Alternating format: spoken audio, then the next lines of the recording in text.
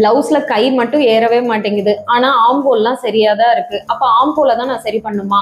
Welcome to secret series of sleeves day 3. So biceps டைட்டா இருந்துச்சுன்னா ஆப்வியஸா நீங்க ஈஸ்ட் கொடுத்தே ஆகணும். அது சுற்றளவை அது கூட 1 or 1.5 inches ஆட் பண்ணி நீங்க பேட்டர்ன் கட் பண்ணி ஸ்டிச் பண்ணீங்க அப்படின்னா ஈஸியா பிளவுஸும் ஏறிடும், உங்களுக்கு ஃபிட்டிங்கும் ப்ராப்பரா இருக்கும். அதை விட்டுட்டு நம்ம ஆம்போல டிஸ்டர்ப் பண்ணீங்க அப்படின்னா சுருக்கம் தாங்க வரும். எஸ்பெஷலி பைசப்ஸ் எப்போ இன்னும் ரொம்ப டைட் ஆகும் அப்படின்னா ஃபுல் ஸ்லீவ் நம்ம போடுறப்போ. ஏன்னா ஃபுல் ஸ்லீவ் போடுறப்போ நம்ம ஹேண்ட்ஸ் வந்து அசைக்கவே முடியாது. இது நோட்டீஸ் பண்ணியிருந்தீங்கன்னா தெரியும்.